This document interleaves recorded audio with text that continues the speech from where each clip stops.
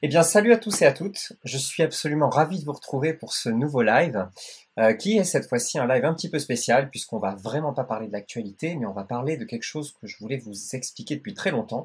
C'est un petit peu comment fonctionne le site en coulisses. Et pour ça, eh bien, je ne vais pas être seul, puisqu'on va en discuter pendant tout le long de ce live avec Johan, qui est donc le lead développeur de 5euros.com depuis ses débuts. Et je vais l'accueillir tout de suite. Salut Johan, bienvenue. Salut tout le monde.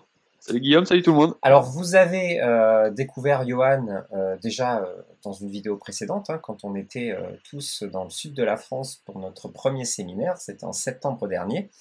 On avait déjà un petit peu à l'époque parlé du site, c'était un des tout premiers lives, mais j'avais envie donc de revenir un petit peu plus en détail sur comment fonctionne le site, qu'est-ce qu'un développeur, comment se passent les coulisses, et on va en discuter avec lui. Donc déjà, première chose, j'aimerais savoir un petit peu qu'est-ce que c'est un développeur, comment on arrive à devenir développeur web, quels sont les types de développeurs qu'il existe sur le marché. Ok, alors la question est très vaste. Alors, qu'est-ce qu'un développeur? Tout simplement, dans mon cas personnel, donc moi je suis exactement développeur web, donc c'est ma spécialité. Donc je fais uniquement des sites internet. Donc avant, moi ce que je faisais, premièrement, j'ai commencé par des développements logiciels. Mhm. Donc il y a vraiment plusieurs types de développeurs. Comment j'en suis arrivé là? Tout simplement au tout début par le milieu associatif. J'étais tourné vers l'organisation de LAN party.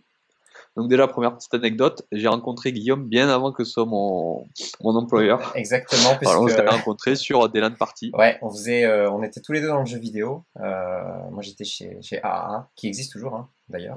Et Johan, toi, tu étais dans le sud, hein, au niveau. C'est C'était ça. quelle association déjà? Alors il y avait B-Connect et après c'était Pixel B-Connect. Donc on faisait des LAN dans le sud vers Béziers et après sur Arles. Voilà. Et donc, du coup, j'ai une passion pour l'informatique de manière générale, mais pas pour l'informatique côté matériel, chose que je déteste.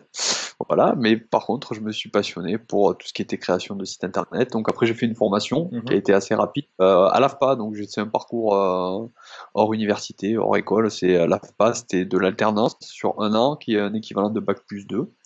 Et après, à partir de là, j'étais très vite employé derrière, j'avais une formation .net, et du coup, je me suis tourné vers une société qui était éditrice de logiciels pour les avocats et pour les notaires, quelque chose de très passionnant, Je ou vois pas. ça. Voilà, et j'y suis resté un an, et après j'ai eu l'opportunité d'aller travailler avec des amis à moi qui venaient de monter leur société, et c'est là que j'ai pris le plus gros de mon expérience en fait. Voilà, donc je suis pas sur quelqu'un qui va cracher sur les études comme beaucoup le font, hein. Je pense que ça m'a apporté un énorme backup de très bonnes bases, mais après l'expérience effectivement c'est ce qui fait énormément progresser Ouais, quoi. en fait, Voilà. pour vraiment être un bon développeur, on acquiert des bases potentiellement dans sa formation, mais après, derrière, c'est surtout du travail perso, hein. Ouais, beaucoup, beaucoup beaucoup et c'est important en fait, je pense aussi pour les sociétés de donner la chance très tôt à justement à des développeurs juniors parce que la montée en compétences se fait assez rapidement en fonction des profils et on peut se retrouver très facilement derrière avec de très bons développeurs même en les ayant pris juniors quoi. Et donc, Voilà. et donc dans le web, quels sont les différents types de développeurs qu'il existe? Alors il va y avoir moi, je diviserai un peu en deux, tout simplement. Il va y avoir le développeur back-end, donc c'est ce que je suis, c'est-à-dire ce qui va faire, comment dire, le moteur du site un peu, pour parler assez vulgairement. Donc c'est-à-dire tout ce qui va être code et tout ce qui va faire toutes les fonctionnalités. Et après, il va y avoir l'intégrateur, tout ce qui va être la partie front-end, donc tout ce qui est un peu visible. Disons, il y a quelqu'un qui va développer un peu l'ossature et quelqu'un qui va développer un peu toute la partie que les gens vont voir et qui fait qu'un site est joli. Puisqu'effectivement, ça, je pense que la partie back-end, donc celle qui me concerne, est abstraite pour beaucoup de monde. Moi, dans ma famille, par exemple, j'ai mon père à qui c'est encore très compliqué d'expliquer ce Alors que je justement, fais. Ma mère, non. tu l'expliques comment exactement ce que tu fais à quelqu'un qui ne connaît rien? Euh, Alors, généralement, j'essaie d'éviter la question, donc là, ça va pas nous arranger pour le coup si je fais la même chose. Non, ce que je fais, c'est que j'explique en fait que c'est un langage, mais c'est un langage qui est compris par des machines. Donc là, vraiment, c'est vulgarisé au maximum, quoi. Et du coup, ces machines après vont permettre de faire des choses assez folles, puisqu'on se rend pas compte en fait tout ce que fait un site internet, quoi. L'air de rien. Moi, c'est toute la communication qu'il peut y avoir derrière un site internet entre des API, entre voilà, des moyens de paiement. On peut faire de la reconnaissance d'image. Nous, c'est quelque chose qu'on utilise sur 5 euros par exemple, pour valider les identités. Enfin, c'est assez fou ce qu'on peut faire. Et voilà, j'explique comme ça que c'est un langage en fait qui va être compris par les ordinateurs et que nous, on essaie de lui faire comprendre des choses à l'ordinateur. Je rajouterais quand même qu'il y a un troisième type de personne qui est indispensable à la création d'un site web, au développement d'un site web, c'est tout ce qui est admin système, Ouais, qui a ouais. surtout été pris en charge par mon associé de toujours, Maxime Valette, qui est toujours là sur 5 euros, et qui travaille aussi de manière sporadique, mais qui est indispensable aussi au fonctionnement du site, donc qui fait tourner les machines. C'est une fonction. Bah en fait, c'est pas que je l'ai omise en fait, c'est que comme j'ai dit, moi c'est vraiment un domaine dans lequel j'excelle pas du tout et que bah du coup j'ai un peu laissé tomber. Autant de l'intégration et tout ça, je pourrais en faire. Ce sera pas beau, c'est-à-dire que si Cyril, notre intégrateur dont on parlera tout à l'heure, s'il voit ça, il va un peu pleurer, mais ça marchera. Alors que vraiment, ça, cette partie-là de sysadmin, c'est quelque chose que moi je ne connais pas et j'affectionne pas, mais par contre qui est très importante en fait justement pour répondre à des problématiques d'aujourd'hui, c'est-à-dire bah, nous dans lesquelles on est en plein en ce moment, par exemple avec l'augmentation du trafic et l'augmentation en fait des gens qui viennent sur 5 euros, bah, on se retrouve avec notre serveur qui connaît des limites, donc on essaie d'optimiser ça un peu et de faire en sorte qu'on puisse être en capacité d'accueillir tout le monde sur notre site internet. Et ça, c'est les sysadmins. Et c'est vrai que j'ai omis, mais pourtant c'est un secteur de l'informatique qui est très porteur en fait, Tout à fait. puisqu'il y a de plus en plus de sociétés qui se créent où il y a des besoins de serveurs qui sont énormes parce qu'il y a des calculs à faire qui sont énormes, etc. Et voilà, c'est des besoins. Ouais. Moi, enfin, dans mes proches, j'ai quelqu'un qui est sysadmin, qui est chef sysadmin, et effectivement, quand il me parle des profils et des gens, ce qu'ils demandent par rapport à leur profil, ça me fait halluciner, et je me dis, ouais, c'est très porteur comme métier en ce moment. De toute façon, tous les métiers du web sont relativement porteurs actuellement, que ce soit développeur, sysadmin, front-end, y a du boulot pour tout le monde. Donc déjà, on a fait un petit peu on a fait un petit peu le tour de c'est quoi un développeur, puisque c'était un petit peu la base pour vraiment mettre les pieds dans le plat et comprendre où on va. Donc maintenant, on va vraiment attaquer la partie numéro 1 de ce live, qui est 5 euros, donc l'historique. Et de 2013 à 2019, tu étais finalement tout seul en développement, avec Maxime derrière, qui s'occupait toujours des serveurs. Ouais, c'est exactement ça. Donc, bah, à la base, moi, j'ai été recruté bah, par vous pour justement partir sur 5 euros. Et donc du coup, c'était une toute nouvelle expérience. Pareil, bah, voilà, c'est quelque chose qu'on peut diviser aussi dans le développement web, c'est-à-dire qu'il peut y avoir deux choses différentes et c'est les gens en fait qui vont faire de la prestation, donc les développeurs qui vont ce que je faisais avant, c'est-à-dire que ma société vendait des sites internet à des gens et du coup on était énormément en relation avec des clients. Et là pour 5 euros, du coup, ben, voilà, on est maître un peu de tout ce qu'on fait. Donc après c'est du décisionnel bien sûr par équipe et tout ça, mais on travaille en fait sur son propre projet et on le voit grandir et c'est vraiment une énorme satisfaction plutôt que quelqu'un qui va faire de la prestation où il va le vendre et le laisser à son client et son client va avoir peut-être une vision qui est pas du tout web et ça va nous faire très mal au cœur de voir ce qu'il en devient. En tout cas, Bref, c'est très dangereux quand même de faire son propre projet, puisqu'on part de zéro, on n'a pas de rentrée d'argent, ça peut être compliqué. Alors nous, c'est vrai qu'on a commencé 5 euros en même temps que d'autres projets qui étaient plutôt porteurs, puisqu'on a commencé alors qu'on développait aussi le site videmerde.fr, fmylife.com, enfin des choses qui étaient déjà très grosses. Donc ça nous a permis de faire ce qu'on appelle des side projects, c'est-à-dire des petits projets à côté pour occuper d'autres développeurs, ou pour en tout cas préparer la suite, puisqu'on savait bien que ça n'allait pas durer jusqu'à la fin des temps. Et c'est pour ça que Johan a été, c'est vrai, recruté. Il avait fait un autre projet avant, on n'en va pas en parler. Ça fait partie des projets qui sont tombés dans le cimetière de ce qu'on a pu faire. Et comme tu as très bien dit, voir évoluer son projet en interne, c'est ultra cool. Et bah, je montre à l'écran hein, la première version de 5 euros à l'époque. Quand tu l'avais développé, hein, même quand tu avais fait le front-end.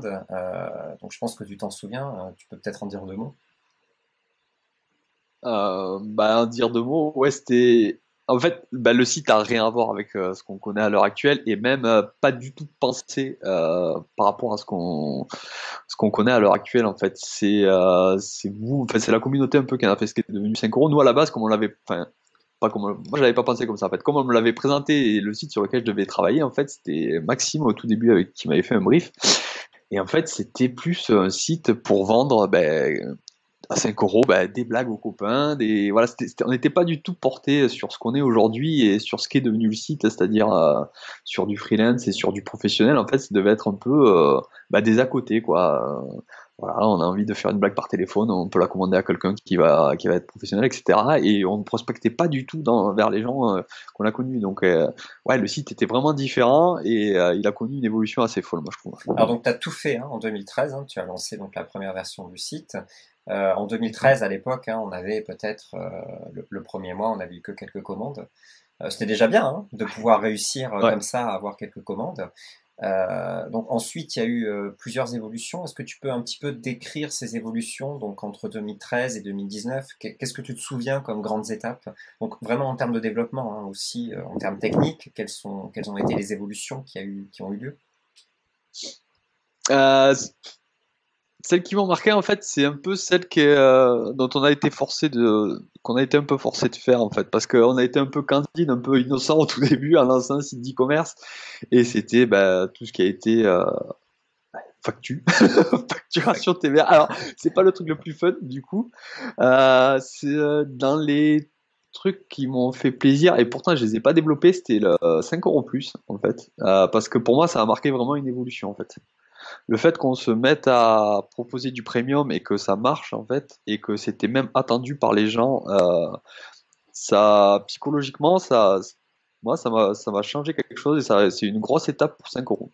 J'ai trouvé. Ouais, ouais, tout à Voilà, fait. parce que ça montrait bien un peu que le public qu'il y avait sur 5 euros était en attente de nouvelles choses et de quelque chose de beaucoup plus professionnel, quoi. En tout cas, ça nous a permis aussi de lancer beaucoup plus de développement, hein. À l'écran, je montre aussi d'autres, les évolutions de 5 euros qu'on a pu faire. Donc, on est parti du design de base. Après, on a fait quelque chose de très coloré. Puis après, on est parti avec des photos de vendeurs et des gros hitters avec leurs photos. On a développé les catégories. On a essayé de faire quelque chose d'un peu de plus en plus propre pour arriver début 2016 à cette main page que vous commencez un peu à connaître, hein, qui a subi énormément d'évolutions, mais en tout cas la version 1 de la main page actuelle a été lancée début 2016. Et bah, aujourd'hui, donc on est en 2020, avec comme tu dis, des comptes 5 euros plus, des choses qu'on va lancer cette année, et de plus en plus de fonctionnalités qui demandent énormément de travail au quotidien. Ouais, énormément de travail au quotidien. Après, bah, il y a des choses surtout dont les gens ne se rendent peut-être pas compte, par exemple, qui sont devenues tellement banales dans le web que qu'on en oublie en fait la complexité. Par exemple, le moteur de recherche, en fait, c'est une partie centrale du site et très compliquée à développer et sur laquelle on travaille encore. Pas moi, quelqu'un qu'on vous présentera tout à l'heure, enfin dont on va vous parler tout à l'heure, et qui travaille sur la recherche parce que c'est des parties et voilà. Et à cause ou grâce à Google, en fait, la recherche est devenue tellement banale qu'on a l'impression que c'est super facile à faire, par exemple. Et ça fait partie aussi des fonctionnalités qui ont été chouettes à développer pour moi. Alors, bon, Vous avez vu hein, que les voilà, développeurs s'enjaillent de pas grand-chose, hein. ouais, voilà, c'est ça. Exactement. Parce que ben, c'est justement la partie un peu où des fois on a l'impression de faire quelque chose d'ingrat, c'est-à-dire que ça nous paraît tellement complexe et pour d'autres ça paraît tellement simple que on se régale à faire des choses dont les gens n'ont pas forcément conscience.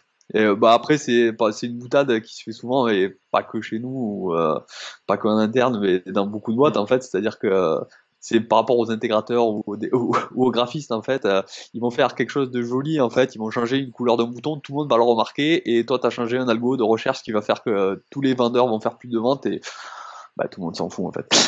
Voilà, et dans les équipes c'est souvent simple, C'est vrai. c'est le les les graphistes et les développeurs se charrient un peu, quoi, les intégrateurs, les designers se charrient un peu entre eux par rapport à ça, quoi. Mais bon, c'est de bonne guerre, moi, je Oui, parce trouve. que tout le monde sait que de toute façon, tout le monde travaille pour agrandir le site et pour aller de l'avant. Donc, c'est le but, hein. Bien C'est sûr. le principal. Alors, avant de continuer, donc on a fait déjà une première partie. L'équipe actuelle hein, que je montre à l'écran en même temps. Donc, il y a, bah, je peux peut-être les présenter. Hein, Jérémy, Cyril, Stéphane et bon, toi, on sait bien. Ouais.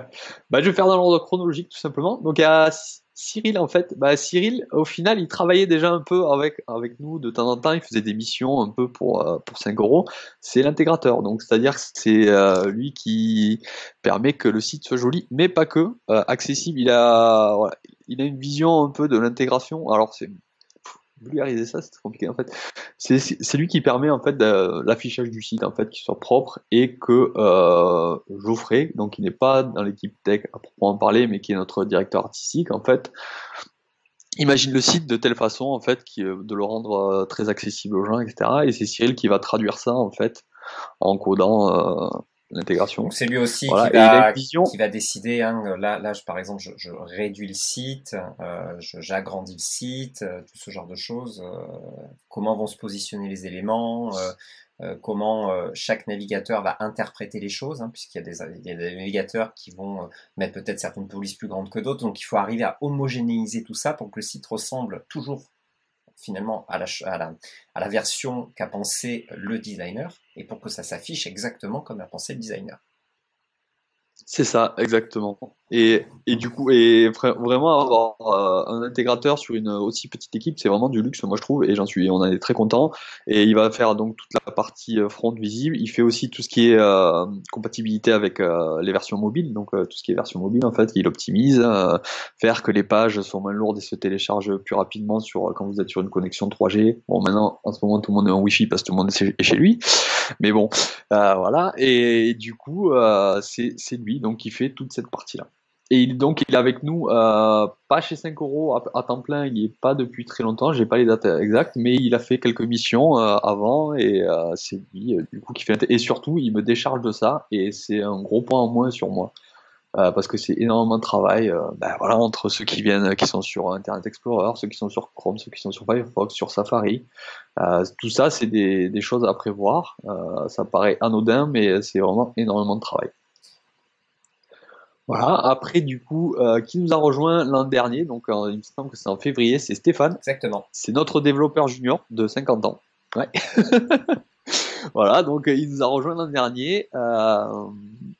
Il est donc sur 5 euros depuis un an maintenant. Et comme je disais tout à l'heure, ben, on a donné, nous, on a fait partie des équipes qui ont donné leur chance un peu à des développeurs juniors. On n'a pas regardé, on n'a pas cherché forcément un profil de 20 ans. On s'en foutait en fait. C'est quelqu'un qui nous a plu, avec qui c'est très bien passé. Et voilà, depuis qu'il est sur le site, il a beaucoup progressé et il fait de plus en plus de tâches costauds sur le site. Complexe, ouais. Donc ça, c'est vraiment Ouais. très très bon aussi pour nous, hein, de voir grandir comme ça des développeurs, c'est génial.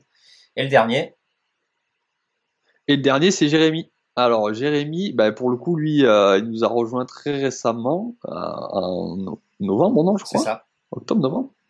Ouais. Mais bon, pour le coup, par contre, ça fait quasi 6 ans ou 7 ans que je le connais, quoi, depuis que j'ai rejoint l'équipe, parce qu'il était sur d'autres projets, et il est de Reims, lui.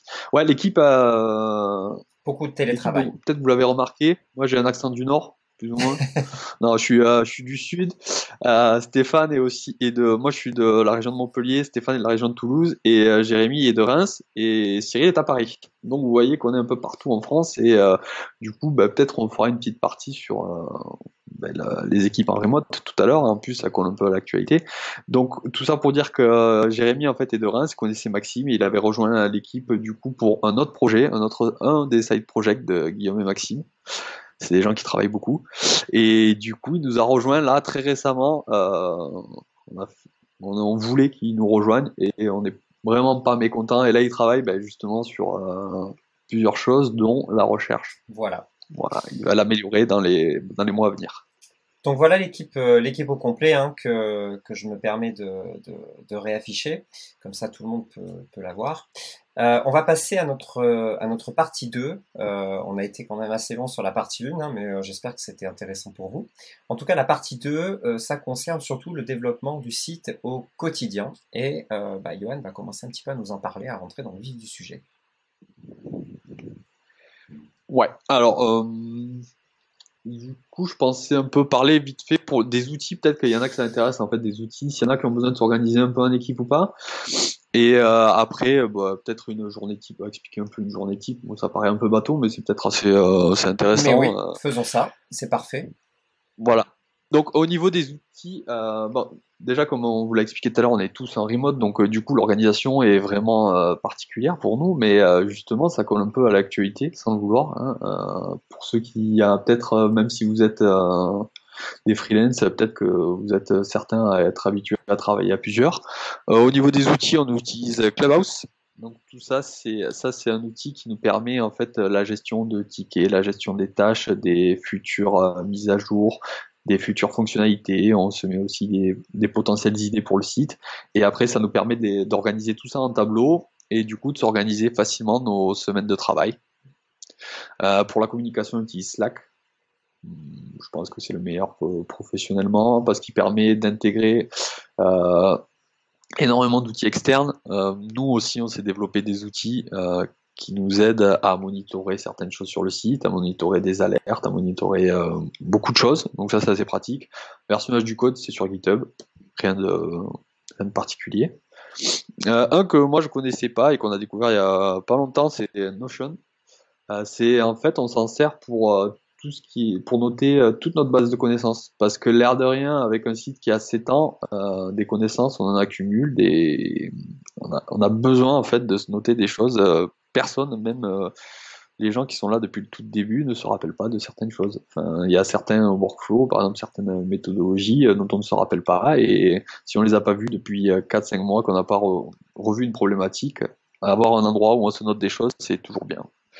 Voilà, et après, on a un outil que certains peut-être connaissent, c'est Metabase. Ça nous permet en fait de faire des extractions de données quand on a besoin. Par exemple, pour des newsletters, si on veut vous communiquer des chiffres, ou pour des posts Facebook, si on veut vous communiquer des chiffres. Et c'est là par où exemple, je fais la météo 5 euros toutes les semaines. Voilà. voilà, c'est ça, exactement. Donc voilà pour le plus gros des outils qu'on utilise pour nos journées, pour nos organisations, pour notre organisation d'équipe. Et donc sur une semaine, un petit peu sur une semaine, comment se passe le workflow de travail? Quelles sont les grandes étapes dans le développement d'une fonctionnalité? Alors, donc déjà, il faut savoir sur 5 euros, on fait une mise en ligne par semaine, quasiment. C'est un objectif qu'on se donne. Donc, on n'utilise pas. Alors, pour ceux qui connaissent, alors du coup, j'en profite, peut-être qu'il y en a qui connaissent, peut-être qu'il y en a qui connaissent pas. On fait pas du Scrum, en fait. Pas à proprement parler, c'est-à-dire qu'on n'est pas ultra rigide dans notre façon de développer par rapport à du Scrum, mais on utilise énormément, l'air de rien, de méthodos de Scrum. Alors c'est quoi le On fait Scrum? des C'est quoi le Scrum? Voilà. Part de la base. c'est des méthodes agiles, euh, comment expliquer? En fait, c'est ce qu'on appelle des méthodes agiles. C'est une méthodologie de travail en fait en équipe qui à la base est très organisée sur l'équipe de développement plus que sur le client, et c'est un accompagnement en fait du client. Enfin, c'est très complexe. Il y a énormément de grandes lignes, mais en gros, c'est une méthodologie de travail et d'organisation de travail. Voilà, qui a été mise en place ça vient par les startups, etc. C'est assez récent. Voilà, et qui a été repris par énormément de sociétés. Du coup, on fait des itérations donc d'une semaine. On essaie de faire des mises en ligne d'une semaine, chaque semaine. Alors bon, toutes se voient pas, hein, parce qu'au final, on a besoin de faire du développement pour notre back office. Donc ça, forcément, vous n'allez pas le voir. Des corrections de bugs que vous n'avez pas forcément remontées, mais que nous on a vu parce qu'on les monitore et du coup on a besoin de les régler. Voilà, donc Et j'en on parle est hein, sur quand on fait voilà. des mises à jour ou ce genre de choses. Moi, j'en parle toutes les semaines. Donc, vous pouvez suivre comme ça le processus de développement qu'on fait. Et en général, il y a aussi le Trello hein, sur lequel vous avez accès et qui est là pour prévoir, en tout cas pour que vous vous attendiez à certaines mises à jour sur lesquelles on est en train de travailler. Après, vous pouvez aussi nous demander hein, via Discord, vous pouvez nous dire qu'est-ce que vous foutez cette semaine. On sera ravis de vous répondre. Et Ouais, surtout si c'est demandé sur ce ton-là, ouais. C'est vrai. Geoffrey sera ravi de vous répondre dans ces cas-là. Et donc, Euh, je t'ai coupé, je t'en prie, continue. Ouais. Du coup, après, comment on organise nos semaines? Bah, c'est très simple. En fait, en début de semaine, on fait une réunion, on est ensemble sur Slack, en vocal. Plutôt en vocal, on privilégie le vocal justement pour communiquer assez facilement. Donc, sur notre Clubhouse, on a des tickets. En début de semaine, on s'attribue les tickets, tout simplement, et on essaie en fait de prévoir un développement d'une semaine. Donc, chacun va le faire à son tour. On va développer ce qu'on a fait la semaine d'avant, ce qui va être mis, ce que le travail qu'on a développé et qui va être mis dans la mise en ligne de la semaine. Et après, chacun va essayer de récupérer des tâches et de se les attribuer. Donc là, je montre une Voilà. photo d'un clubhouse. Imaginez une colonne, c'est ce qu'il y a à faire, et on va prendre chacun des tickets. Les tickets vont être travaillés, ils vont être mis dans une autre colonne pour les vérifier, après dans une autre colonne pour être mis en ligne, et ainsi de suite, jusqu'à ce que la tâche soit terminée. C'est ça. Après, il y a des cas particuliers pour des tâches très grosses. Par exemple, si on refait le moteur de recherche, on est bien sûr conscient que ça va pas être fait en une semaine, ça va être fait en un mois et demi, voire plus. Et du coup, là, ce qu'on va tâcher de faire, c'est de découper en fait cette très grosse fonctionnalité en plus petites tâches. Et du coup, en fait, on va s'attribuer ces tâches-là. Elles vont être mises de côté et elles ne seront pas mises à jour. Elles seront mises en ligne, en fait, au bout d'un mois et demi, le temps estimé pour cette mise en ligne-là, tout simplement. Voilà, donc ça va être découpé comme ça, en fait. C'est-à-dire qu'il y a des petites tâches dont on est sûr qu'elles vont être faites dans la semaine et des plus grosses fonctionnalités qui vont, elles, être découpées en petites tâches, mais mises de côté pour être regroupées à la fin sur une seule mise en ligne. Voilà. Et quand vous nous proposez des fonctionnalités ou quand vous venez nous voir, donc vous en tant que tel, utilisateur du site, vous êtes capital dans la façon dont on gère notre travail et dans la façon dont on va développer le site. Comme l'a très bien dit Johan tout à l'heure, le site a vraiment été développé en vous écoutant et en voyant comment vous utilisez le site. Chaque fonctionnalité est priorisée en fonction de ça. Et on voit par exemple qu'il y a certains besoins, donc à ce moment-là, on va les prioriser par rapport à d'autres. Et c'est grâce à vous que on va développer le site petit à petit en allant dans le bon sens. C'est pas en forçant les choses, c'est en écoutant et en regardant comment vous utilisez, comment vous utilisez le site. Donc n'hésitez pas à nous faire des retours, bien entendu. Après, c'est sûr que quand vous allez nous faire une suggestion de fonctionnalité qu'on la trouve intéressante, il ne faut pas s'attendre à la voir en ligne au bout de 2 semaines, à part si c'est un bug important, où là on va le corriger. Et merci à tous ceux qui reportent des bugs, ça c'est capital aussi. Mais ça rentre dans notre processus de développement, on ne vous oublie pas, bien entendu. Mais voilà, je voulais vraiment remettre cette parenthèse-là qui est capitale. C'est le développement, c'est basé vraiment sur vous et sur l'utilisation du site que vous en faites. Bien sûr. Et à ça, en fait, c'est vrai qu'il y a souvent de la frustration en fait des gens qui proposent des fonctionnalités et qui voient qu'elles sont pas mises en ligne rapidement, mais il y a plusieurs facteurs qui par rapport à ça. Il y a si on trouve un bug majeur par exemple, on va forcément le corriger en priorité. Quand l'Union européenne par exemple vote une loi RGPD et qu'il y a des menaces de sanctions, on va le faire en priorité, même si pour vous, pour votre vie privée, ça a apporté énormément de choses, mais en soi pour le site, ça n'a pas apporté énormément, pardon. Mais on est obligé un peu de le faire. Quand notre partenaire bancaire nous dit si vous ne mettez pas à jour l'identité de vos utilisateurs, vous ne pourrez plus payer. Ça va vous pénaliser si on le fait pas. Donc forcément, en fait, il y a toujours un peu des à côté qui vont faire que telle ou telle fonctionnalité vont passer en priorité ou pas. Et après, il arrive également, l'air de rien, de temps en temps, en fait, quelqu'un qui poste une fonctionnalité, ça nous arrive, on se la partage, nous en privé. Enfin, le forum, en fait, l'espace vendeur, c'est vrai qu'on parle beaucoup de Discord, mais l'espace vendeur est quand même beaucoup scruté aussi par nos équipes. Et c'est là où j'ai l'impression le plus de nouvelles fonctionnalités ou d'idées de fonctionnalités ont été remontées. Et des fois, en fait, ça arrive que notre équipe se dise mais c'est une super idée. Et en fait, on creuse un peu et on se rend compte que cette fonctionnalité n'aiderait qu'une dizaine de personnes sur la multitude, sur la communauté qu'on a.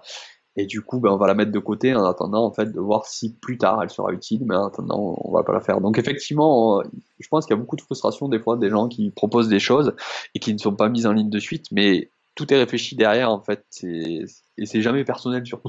Non, Des jamais. fois, il y a des gens qui me prennent personnellement, et c'est vraiment jamais personnel. À partir du moment où ça va aider la communauté et le site, on le fera.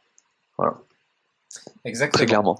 Exactement. Est-ce qu'il y avait des choses à rajouter sur un petit peu le quotidien de 5 euros? Oui, sur le quotidien, ouais, il y a un petit truc nous qu'on fait et qu'on a repris justement de la méthodologie Scrum, que moi je trouve bien, et peut-être même des personnes qui travaillent seules peuvent le faire en fait. C'est ce qu'on appelle le daily meeting en fait, et on l'a automatisé sur notre Slack en fait, très facilement en fait. On se met une alerte en fait à 9 heures du matin, ce qui est l'heure moyenne à laquelle tout le monde est frais et dispo pour travailler. Et du coup, on a une alerte en fait, et on a trois questions qui nous sont posées. Qu'as-tu fait sur 5 euros hier? Que vas-tu faire sur 5 euros aujourd'hui? Et as-tu rencontré des problèmes? Et du coup, après, sur un chat particulier de Slack, ça met les trois réponses. Et du coup, les autres développeurs, généralement, vu qu'ils sont sur ce chat à la même heure, vont le regarder et potentiellement vont apporter des réponses aux problématiques et tout ça.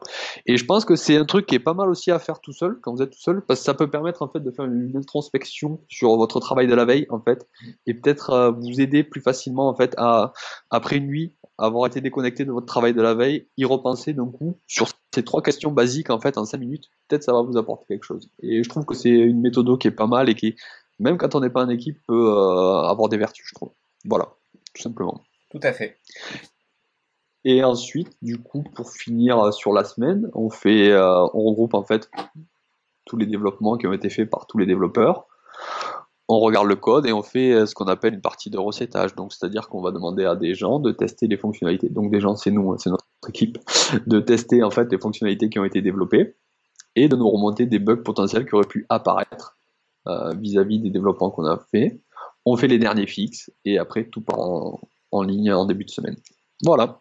En gros, c'est ça. Et dans ce qu'on ne voit pas aussi, hein, peut-être que je vous ferai un live spécifique pour ça, mais il y a toute la partie admin, c'est-à-dire la partie dont on se sert pour administrer le site. Alors ça, c'est une partie donc du site qui, enfin, ça c'est pas le vrai admin, enfin, c'est la même tête, hein, mais c'est sur notre espace de test. Donc vous voyez qu'il y a toute une partie de modération, de gestion des litiges, des virements, des KYC, des annulations.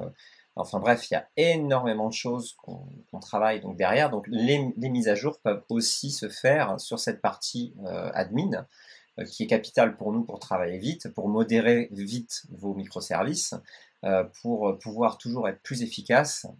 Donc cette partie-là aussi, c'est une grosse partie du travail qui est fait par les développeurs sur le site et que bien sûr vous ne voyez pas. Ouais. C'est une partie très lourde et souvent enfin, méconnue des gens en fait. Notamment en fait parce que les pages, par exemple, des derniers problèmes un peu de performance qu'on a eu sur le site en fait, nous on s'acharnait à regarder sur les pages elles-mêmes du front euh, où il pouvait y avoir des problèmes de performance. Et en fait, on s'est rendu compte que l'admin y était pour beaucoup parce que bah, c'est des pages très lourdes où il y a besoin d'énormément d'informations et du coup qui vont être très gourmandes pour le serveur.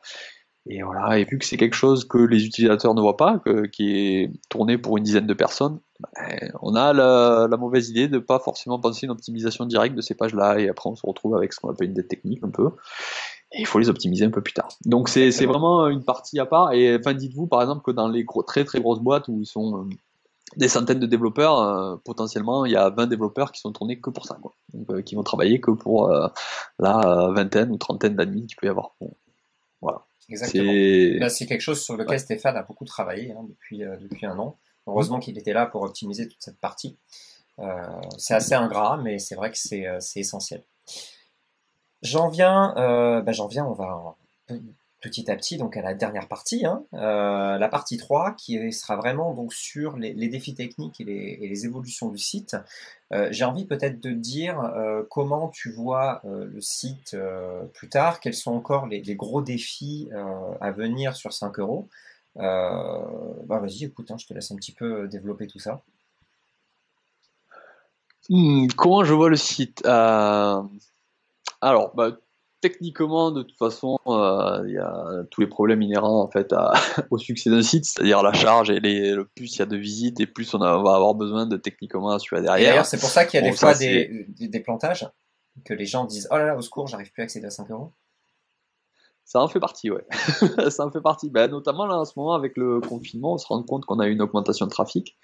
Et puis c'est pareil, les plantages, l'air de rien, s'ils sont un peu toujours à la même heure, c'est que c'est un peu pendant les heures de pointe, quoi. Voilà. Donc ouais, effectivement.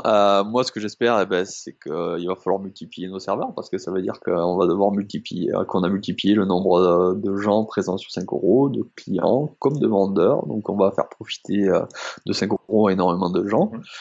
Un des gros défis techniques pour moi, c'est bah, la recherche. Alors, j'ai l'impression d'en avoir parlé tout le live, mais en fait non. Mais enfin, ça paraît anodin, mais pour l'instant, par rapport au nombre de services, quand même, on a beaucoup de services actifs, mais si un jour on se retrouve de l'ordre de 100 000, voire de millions de services, la recherche, ça va être une partie primordiale pour s'assurer que bah, tout le monde soit contenté, en fait. Le client comme le vendeur, que le nouveau vendeur ne soit pas perdu au milieu de vendeurs qui ont déjà fait 10 000 ventes et que ces gens-là soient privilégiés.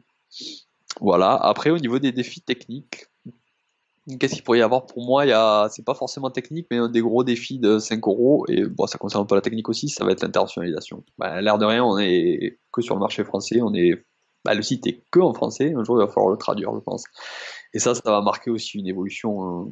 Ouais, ça va être aux côtés de 5 euros plus, tu vois, pour moi, par exemple.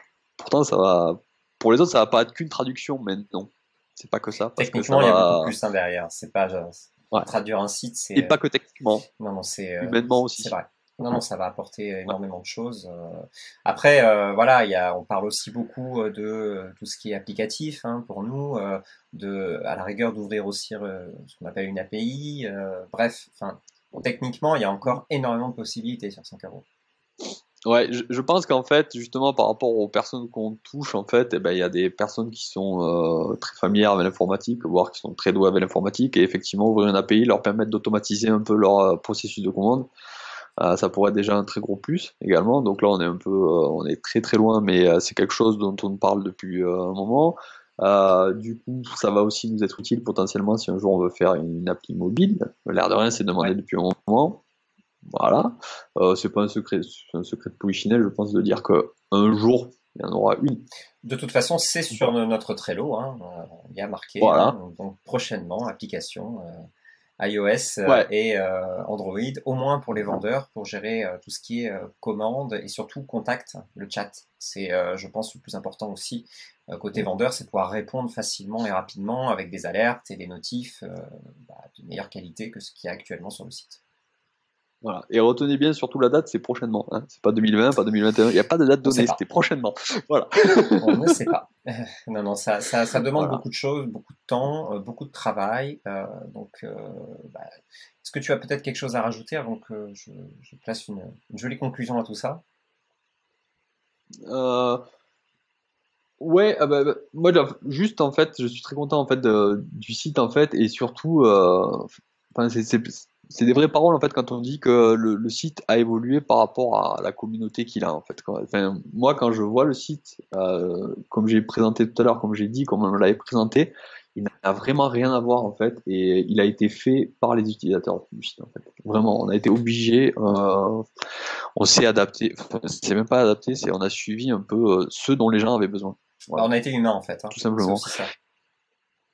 Ouais, voilà, exactement. Et c'est vraiment bien. Enfin, on en tire une énorme satisfaction en tant que développeur personnellement, et je pense que toute l'équipe en tire une satisfaction en fait de voir ce que devient le site et ce à quoi on contribue un peu quand même. L'air de rien. Voilà. Exactement. En tout cas, vous voyez un petit peu mieux comment fonctionne le site de l'intérieur. Vous voyez que l'équipe de développeurs, elle est pas absolument énormissime. Hein. On est assez peu Mm. à travailler comme ça au quotidien sur 5 euros. Donc chaque fonctionnalité, ça demande du temps, du travail. On est surtout super content quand vous nous faites des retours, hein, que ce soit négatif ou positif. Derrière, c'est toujours bon pour nous, pour en apprendre un peu plus sur le site et pour essayer de faire toujours mieux. Donc n'hésitez pas hein, à nous contacter, à discuter avec nous. On est vraiment là pour ça et on vous encourage à le faire. En tout cas, Johan, je te remercie. J'espère que le confinement se passe bien. Alors pour ceux qui verront la vidéo beaucoup plus tard, parce qu'elle est assez intemporelle, ils rigoleront peut-être de cette phrase-là. Mais écoute, j'espère que... Tu vas travailler sur quoi là, peut-être cette semaine, tiens, pour que les gens se disent quelque chose. Ah, c'est vraiment pas sexy. Je corrige un bug en fait sur certaines factures qui sont pas générées Voilà, de temps en temps. voilà. Pour vous Voilà. dire, hein, c'est Donc, le du travail au coup, quotidien. ouais, soulager notre support, pardon, excuse-moi, soulager notre support, ne leur envoyez pas de, en leur disant qu'il n'y a pas de facture, ça va être corrigé normalement. Voilà, Voilà. pour vous donner un exemple Je te remercie. pour vous donner un exemple de ce que va faire Johan cette semaine, c'est corriger un bug sur la facturation. C'est un petit peu le quotidien hein, de chaque semaine, c'est ce qu'on disait. C'est pas très sexy, mais ça fait avancer tout le monde. Là, ça va délester le support, donc ça va nous délester nous. Hein, on aura moins de réponses à faire. Donc tout est lié et tout est important, de la plus petite ligne de code à la plus grosse fonctionnalité. Merci en tout cas, Johan, d'être venu. Ça m'a fait super plaisir. On accueillera sans doute d'autres membres de l'équipe au fur et à mesure. Et bah, si vous avez des questions à lui poser, il est sur Discord, hein, je crois, donc au cas où, vous lui faites une petite Ouais. mention. Et puis, si vous avez une question, il y répondra. Et en attendant, bah, je vous souhaite d'excellentes ventes et sans doute à la semaine prochaine. Salut à tous! Salut.